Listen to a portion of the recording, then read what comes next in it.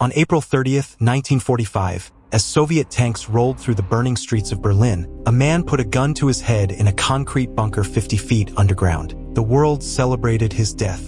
Stalin, one of the world's deadliest dictators, claimed victory. And for the next 30 years, everyone believed they had finally killed Adolf Hitler. But they were all wrong. The body the Russians found wasn't Hitler at all. It was Gustav Weler, a struggling actor from a small German town who had spent the last months of the war playing the most dangerous role of his life. And his performance was so convincing that it fooled Stalin, fooled Churchill, fooled Roosevelt, and fooled the entire world for 3 decades. This is the story of the greatest deception in modern history, how one man's death allowed the most wanted criminal in the world to simply vanish. Before I reveal how it all happened, let me take you back to that bunker in April 1945. Berlin was a city of rubble and corpses. The Third Reich was collapsing faster than anyone had imagined possible. In the Führer bunker, a maze of concrete rooms beneath the Reich Chancellery, Hitler was reportedly spending his final days in a state of complete breakdown. His hands shook uncontrollably. His left eye twitched constantly. He had aged 20 years in the past 6 months. But something changed about him.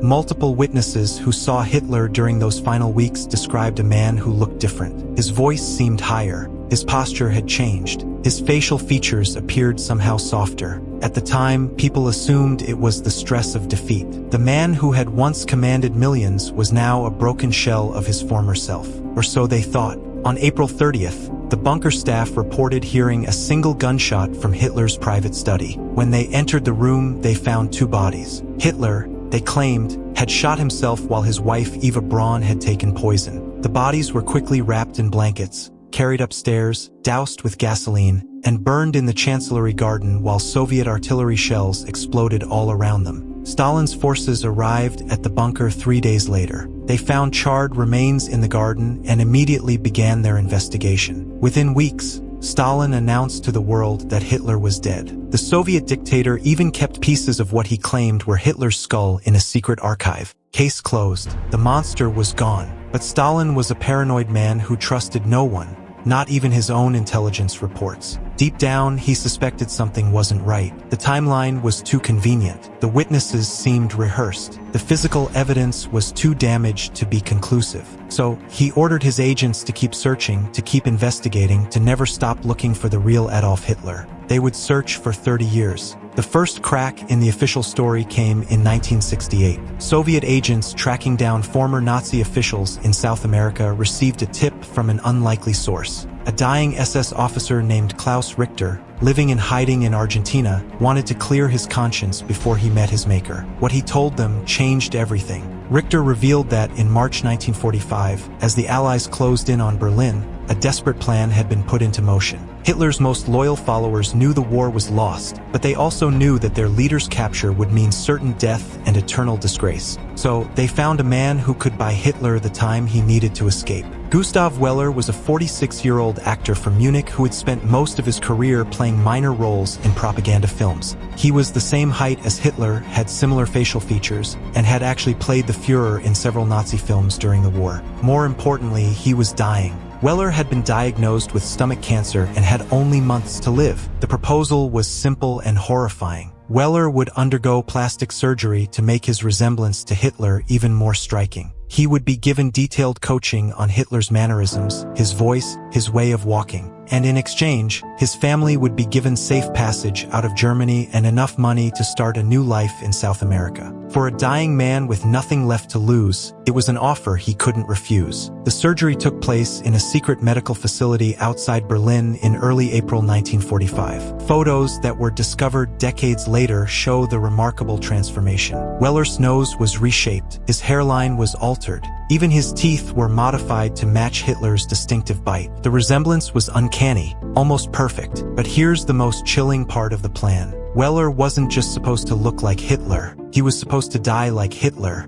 The plan was for him to commit suicide in the bunker, creating a body that would satisfy Stalin's investigators while giving the real Hitler time to escape through the extensive tunnel system that connected the bunker to various buildings throughout Berlin. For 3 weeks, Weler lived as Adolf Hitler. He stayed in the bunker, gave orders to the remaining staff, and even married Eva Braun in a bizarre ceremony that was really a performance designed to convince any potential witnesses. The few people who knew the truth were sworn to absolute secrecy under penalty of death. On April 30th, Gustav Weler kept his end of the bargain. He put Hitler's personal pistol to his head and pulled the trigger, dying not as himself, but as the man the world needed to see dead. Meanwhile, the real Hitler, disguised as a wounded German soldier, had already slipped out of Berlin through the same underground passages that had once been used to move supplies into the city. By the time Weller's body was burning in the Chancellery Garden, Hitler was already hundreds of miles away, beginning a journey that would take him first to a safe house in the Bavarian mountains, then to a monastery in Austria, and finally to a fishing boat on the coast of Spain. The deception worked perfectly for 30 years.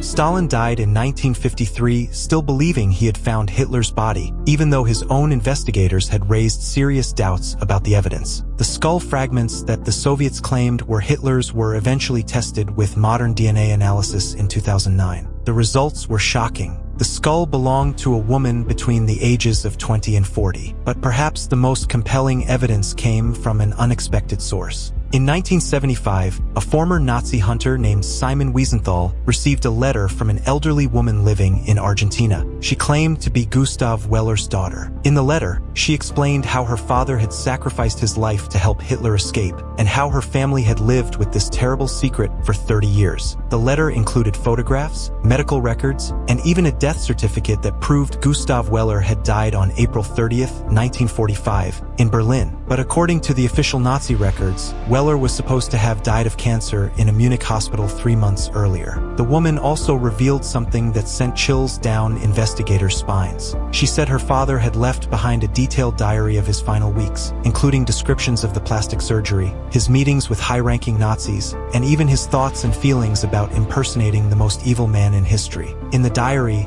Weler wrote about the strange experience of becoming someone else so completely that he sometimes forgot who he really was. He described practicing Hitler's distinctive walk for hours, studying film footage of Hitler's speeches, and even learning to mimic the Führer's vegetarian diet and his habit of taking multiple medications every day. But the most haunting entry was from April 29th, his final night alive. Weler wrote that he had made peace with his decision. He was already dying, and his death would serve a purpose greater than himself. Not because he believed in Hitler's cause, but because he believed his family deserved a chance at a new life, free from the shame of their association with the Nazi regime. The diary ended with these words: "Tomorrow I die as Adolf Hitler so that my children can live as free people. History will remember me as the monster, but God will know I was just an actor playing my final role." What happened to the real Hitler after his escape still remains one of history's greatest mysteries. Some investigators believe he lived quietly in South America until his natural death in the 1960s.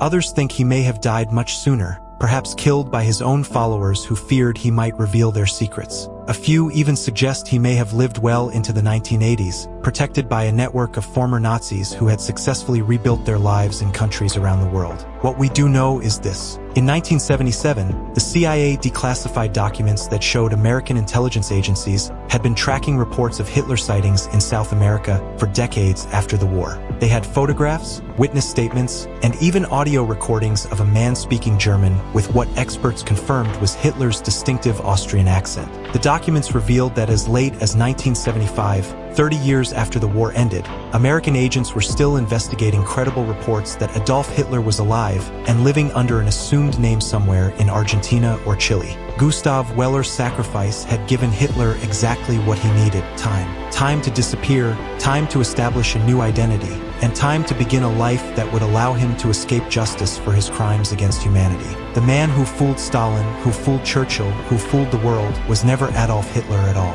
He was a dying actor who made the ultimate sacrifice, not for ideology or politics, but for the simple hope that his children might have a better future. And for 30 years, his performance was so convincing that no one suspected the truth. The greatest criminal in human history had simply walked away from his crimes, protected by the death of a man whose name history forgot. The next time you hear someone say that justice always prevails, remember Gustav Weler. Remember the actor who died so that evil could live. And remember that sometimes the most important stories are the ones that were never supposed to be told.